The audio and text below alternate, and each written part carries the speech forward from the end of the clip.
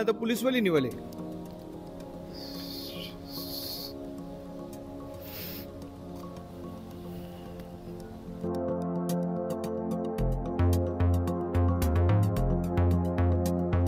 ډېر یو هایپ یې کریټ شو چې یاره خپل زوی چې کوم د پلار قتل کو.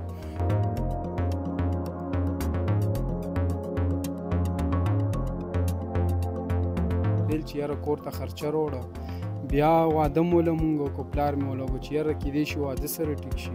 خو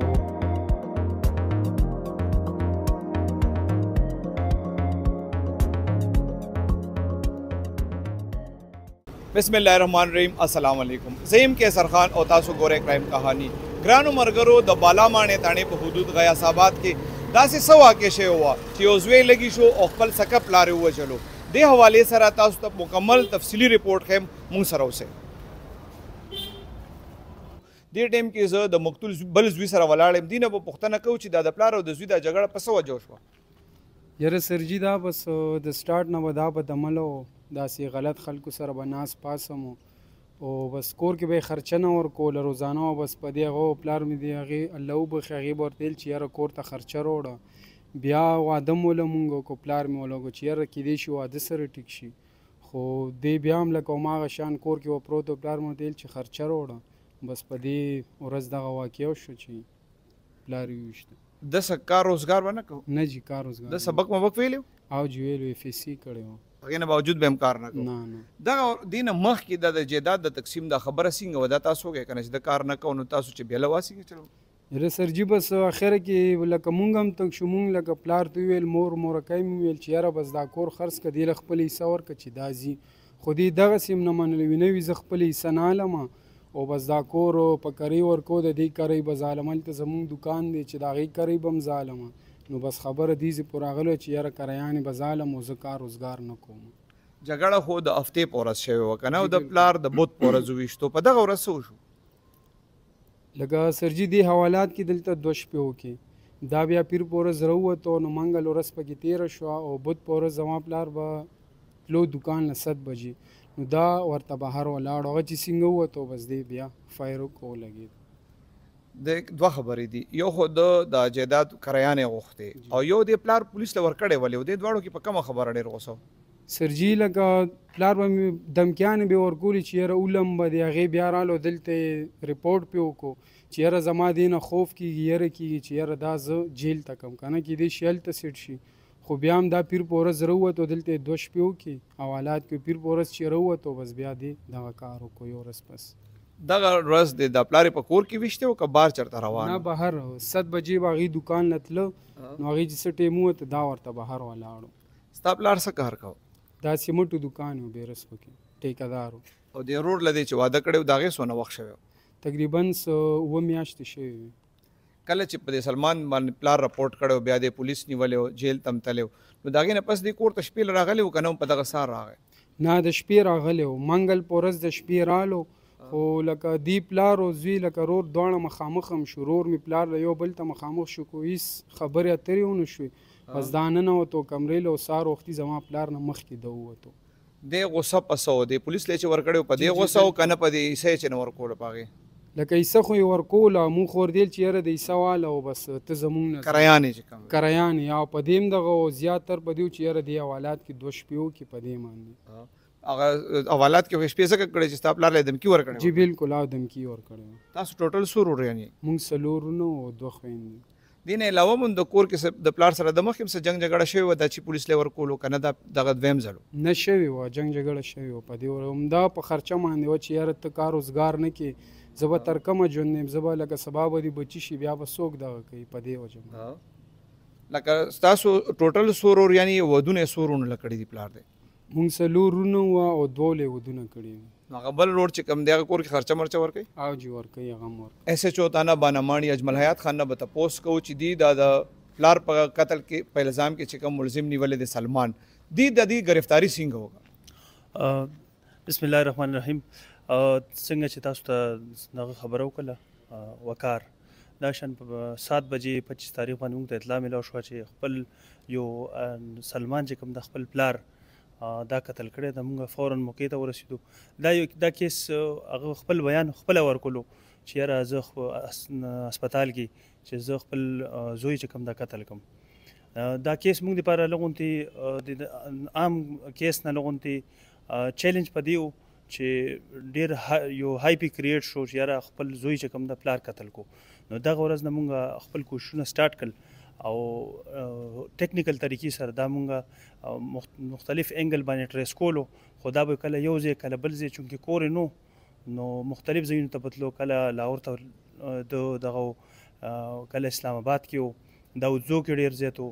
نو خو خپل لوکیشن به د چینج کولو. په دغه ورځ باندې پرون مونږ ته اطلاع میلاو شو چې دا اطلاع نه بلکې دا په ټیکنیکل طریقې مونږ ټریس کړو چې دا په هزارخانۍ کې ده. هزارخانۍ کې به دوی مونږ ته اطلاع راکړه چې دغه شان رشته داره کور یې ده. نو په هغه لوکیشن باندې مونږ ورغلو او دکه چې چاپه مو لګول نو دغه سړی دغه ځای نه مونږ اریسټ کړو. د نه علی قتل هم برآمد شو؟ جی علی قتل هم برآمد شو. ملزم چې کوم دی خو به تاسو اورېدلي، هغه څه وایي چې ما د ضرور خبرې خو یې مونږ واورېدې. ملزم په خپله څه وایي چې ما ولې د اقدام اوچت کړی؟ ملزم وایي چې یاره ماته نه جایداد کیسه غوښتله کور کې او ما ورسره ناراضګي وه په خرچې مرچو باندې. نو دغه خبره کوي، اوس خو خپل دغه اعتراف یې کړی ده، اوس وایي چې ما نه غلطي شوې ده. او دا دی چې وایي پلار ورکړی و، دا څنګه چلو چې پهله پولیس له ورکړی؟ دا بالکل جی سرکش و. دې نه مخکې مونږ ته اطلاع میلاو شوي و، بلکې ټایم شوی و چې د خپل رور باندې هم فایرنګ کړی و تقریبا میاشت دوې مخکې، او خور باندې هم کړی و. سرکش انسان و، نو خپل پلار ترنه یره محسوسوله، نو هغه مونږ دلته کې چالان کړی و، او چونکې عدالت نه مې وله ضمانت شوی و، نو دا عدالت نه بې خلاص شوی و. اوس د پولیس په مخ کې خپل جرم منلی؟ جی بالکل نه منلی ده، خپل جرم دا مني او دا وایي چې یاره ما نه اوس غلطي شوې ده. بس اوس په هغې باندې زه بالکل دغه یم ندامت محسوسوم. دې څه وایي چې دا دونه ورځې ده چېرته تېرې کړې؟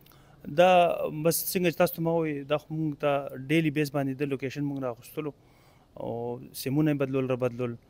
نو دا همدکه وایي چې څنګه تاسو ته ما وایي لاهور ته هم دا لاړو، زیاتره داودزو کې ټایم تېر کړی و، اظهرخانۍ کې مختلف ځایونه د بدلول رابدلول په ډیلی بیس باندې. ستاسو د ایس ایچ او ګیرت څومره ورځ وه چې دا کیس شوی؟ دا ایس ایچ او ګیرت تقریبا زما 14مه ورځ وه. ډېره مهرباني. تھینک یو. سلمانه د پولیس ولې نیولې؟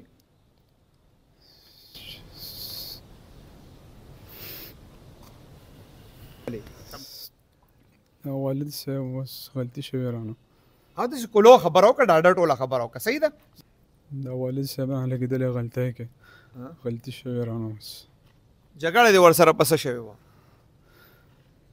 معمولي خبرو کور مسئلې وې، بس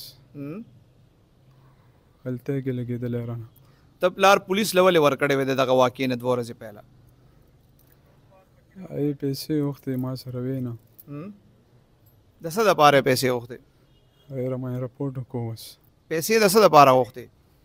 پته نه لګي پیسې وختې اوس خالي. ستا واده چې شوی دی څو میاشتې وشوې؟ 8 میاشتې وشوې. تا به څه کار روزګار کوو، کور کې به دې خرچه ورکوله؟ جی. څه کار دی کوو؟ نیټ کیفې دکان دی دور روډ باندې. څو روپۍ ورځ به دې کور کې ورکوله؟ میاشتې مې 10,000. ستا فیملی م وي او ستا پلار چې کله مړ کېده هغه په خپل بیان کې ویلي و چې ده ماته وي چې دغه دکان او کورونو کرۍ چې راځي دا به زه علم وي، په دې زما د زوی جګړه شوې. دا رښتیا دي؟ نه جي داسې نه ده، دا بس کور مسئلې وې ډېر وخت نه. بس پولیس له ولې ورکړې وې هغه خبره دې کلیر ونه کړه؟ پیسې وختې جي څه پې کول پلار دې په هغه پیسو؟ او وایي د کور خرچې دپاره مې غوښتې، دا ټیک ده؟